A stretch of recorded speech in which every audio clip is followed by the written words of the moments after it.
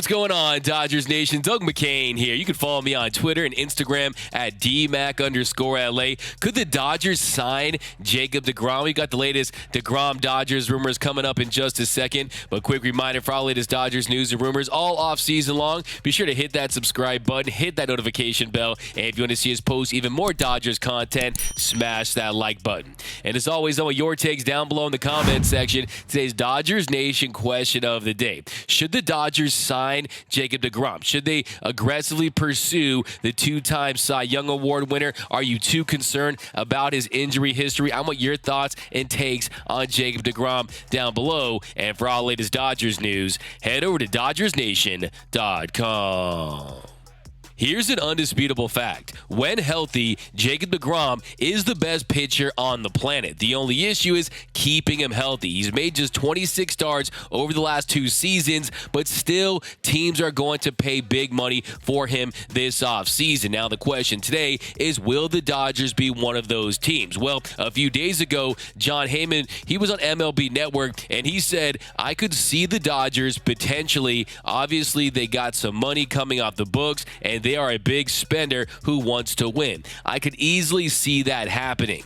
And this morning, Ken Rosenthal, he wrote in The Athletic, Judge and deGrom are potential game changers for whichever team signs them. The Dodgers, in particular, relish the type of short-term, high-dollar deal deGrom is likely to command. And while mystery teams are always difficult to identify, that's why they're a mystery. They almost always exist. So first and foremost, let's break out that Dodgers rumor meter. And for this rumor that has the Dodgers linked to Jacob deGrom and their interest in him, right now I'm going to give this a 2.5 Dodger dogs. I definitely think people are talking. There's not quite smoke just yet, but after the news today that the Dodgers are meeting with Justin Verlander, we're going to drop a video on that a little later. It tells me that LA is interested in signing a frontline starter on a shorter-term deal. They want the high AAV short-term deal for one of these elite arms. And in Jacob deGrom and Verlander's case, it's a rare opportunity because these guys, if they were in their prime, if deGrom didn't have his injury issues, those are 2 guys that would be looking at big-time deals. We're talking about the Clayton Kershaw $215 million type of deals, the Steven Strasburg $245 million type of deals. Look, if they were young enough, they would easily be able to get the Garrett Cole 9-year, $324 million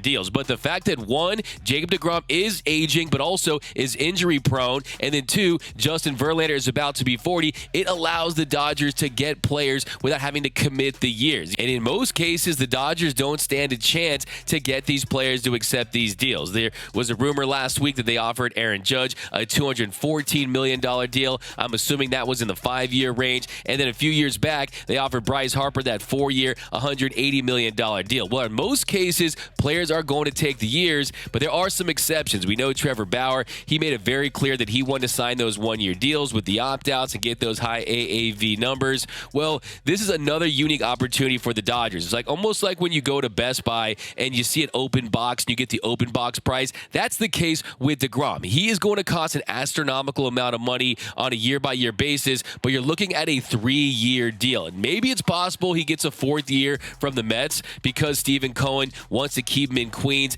and they're so hungry to keep him there where he's really become a legend in New York, and we know how starving the Mets are for postseason success. He pitched very well for them in the postseason last year. Maybe they do commit that 4th year, but I think most likely you're looking at a 3-year deal for Jacob deGrom. He will be 35 years old compared to Justin Verlander, who will be 40. So I think you're looking at a 2-year deal possibly for Justin Verlander and a 3-year deal for Jacob deGrom. Now, maybe there's a team out there like the Texas Rangers or like we said earlier, the Mets, that will give him that 4th year, maybe at around $40 million. So you're talking about a 4-year, $160 million deal. But I think more likely you're going to see a 3-year, $135 million deal at a $45 million per year AAV, which would smash through Max Scherzer's $43.3 million record he set last season when he signed that 3-year, $130 million deal with the Mets. Now, should the Dodgers seriously consider signing Jacob deGrom? Is it too much of a buyer beware when you consider his injury history? Well, you know, I bring my facts to the fight, so let's dive into his numbers and see just how dominant the deGrominator is. For pitchers that have thrown at least 150 innings over the last 2 seasons, his 1.9 ERA is second in all of Major League Baseball behind Verlander's 1.75 that he posted last season. His .63 whip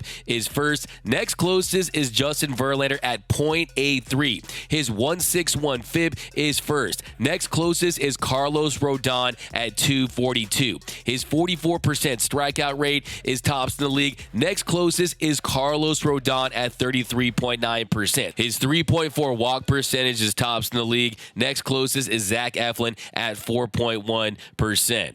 His 147 opponent's batting average is tops in the league. Next closest is Freddie Peralta at 173. And I made sure to include who is second in his numbers just to show you how far ahead of the pack deGrom is when he's right, when he's on the mound. If you look at that velocity, it's ridiculous. Last season, deGrom returned in early August. He made 11 starts down the stretch, and he still was peak deGrom. He averaged 98.9 miles per hour on his fastball and 92.6 miles per hour on his slide piece. So we're talking about a 92.6 miles per hour slider. How many pitchers around Major League Baseball would like that velocity on their heater? He has the stuff that plays up in the postseason. Now, the big concern, of course, is the injury history, is his inability to stay on the mound, because we know that he's great. We know that he's the best pitcher on the planet, but he's going to be of no use if he's on the IL and he can't give the Dodgers starts, because there are some encouraging trends and then there's also some trends that scream red flag. Now, he has pitched just 162 in a thirds innings over his last 2 seasons, but it's not like he's missed significant time every season. It's not like he's been banged up his entire career.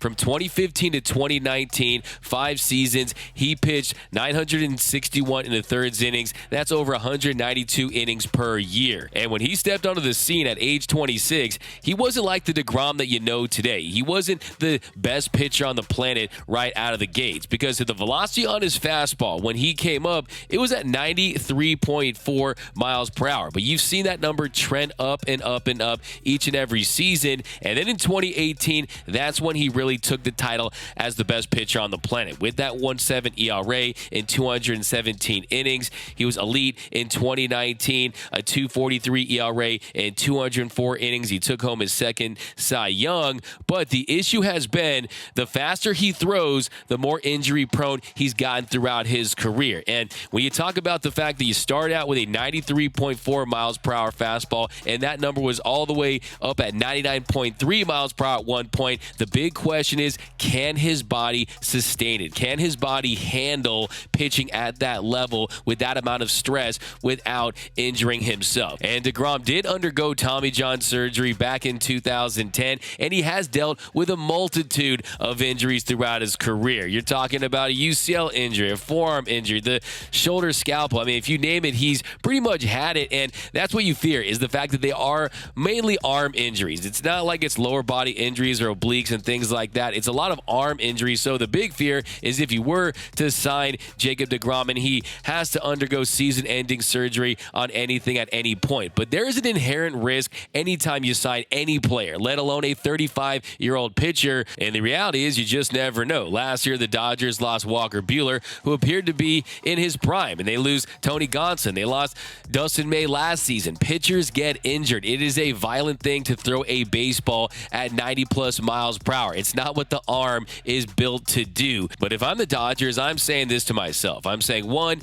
the Mets clearly want to keep him. The Mets clearly know his body and his history and seen his medicals more than just about anyone else, and they still are willing to pay him big money. And then two, I'm saying to myself, this Dodgers team, you have a lot of young depth. You have a lot of young guys you want to give opportunities to next season. Bobby Miller, Ryan Pepiot will be back. He had a nice cup of coffee last year in the show. Michael Grove, you got Gavin Stone might get some opportunities this season, and they always manage to get depth. You still have Tony Gonsolin, Julio Urias, Clayton Kershaw is going to be back, Dustin May. There are pitchers that the Dodgers can throw out there to eat innings, and let's be honest, after last season where you won 111 games and it didn't amount to anything, you just won one postseason game, you got bounced early, are they really going to go all in on trying to win each and every game? Is it truly that important? Well, history tells us that it isn't. It's about being healthy and being hot at the right time. And the Dodgers, they can load manage Jacob deGrom. They can put a plan together where him and Clayton Kershaw can be ready for a postseason run. And I love the fact that if you have Jacob deGrom on your team, there is no debate on who is the Game 1 starter. Imagine having Jacob deGrom twice in a 5-game NLDS. Imagine having Jacob deGrom in Game 1 of the NLCS. He was dominant last season for the Mets against the Padres. And there's all this talk that right now the Dodgers want to stay under that 233 CBT threshold and reset the CBT. Really, when you have one more year of Julio Urias potentially, when you have 1 year of Clayton Kershaw, when you have a 32, 33-year-old Freddie Freeman by the time the postseason rolls around, how many prime years are you going to have with Mookie Betts? You have to win a full 162-game World Series to appease this fan base, it feels like. I definitely question that. I think if the right opportunity presents itself, the Dodgers will absolutely be willing to spend big. And I'm not saying there's a lot of buzz right now with Jacob deGrom and the Dodgers, but I think if they wanted to go after him, then it would make a lot of sense. And if I'm Jacob deGrom, I've seen all the success that pitchers in LA have had, and I know I'm the best pitcher in the game, but hey, even the greats, they want to be coached. They want to get better. And I think deGrom, he wants to win a World Series. And as much money as the Mets have, I think the Dodgers are in a better position to win one next season if they add him. So I definitely like the idea of Jacob deGrom on the Dodgers. I think he immediately becomes your opening day starter. He fills that void left by Walker Buehler, who's going to be out the entire 2023 season. And I'm telling you, you thought it was electric when Max Scherzer pitched at Dodger Stadium. Jacob deGrom would be at a whole nother level. And yes, LA would have to give up draft pick compensation. Yes, they would lose international signing bonus pool money. But for Jacob deGrom, when you consider the window that this Dodgers team has with this core, I think he makes a lot of sense. I think the Dodgers should absolutely seriously consider signing one of these older pitchers that are ready to win now, Justin Verlander or Jacob deGrom. I think it makes sense on a year standpoint, and then by the time they're off the books, then you can really start to rebuild. But hey, you look at this roster right now, I don't think this is the time to reset that CBT. If it happens, then it happens, and I'm okay with it because you give the young guys experience. But hey, you need to win more World Series titles to really crystallize and put a stamp on this era of Dodger baseball. But let me know down below in the comment section, do you want to see the Dodgers sign Jacob deGrom? Do you want to see deGrom in Dodger blue, the deGrominator in LA? I want to see it, but let me know down below. My name is DMac. You can follow me on Twitter and Instagram at DMac_LA. For all latest Dodgers news and rumors all off season long, be sure to hit that subscribe button, hit that notification bell, and if you want to see us post even more Dodgers content, smash that like button. And until next time, think blue, bleed blue, and I'm out.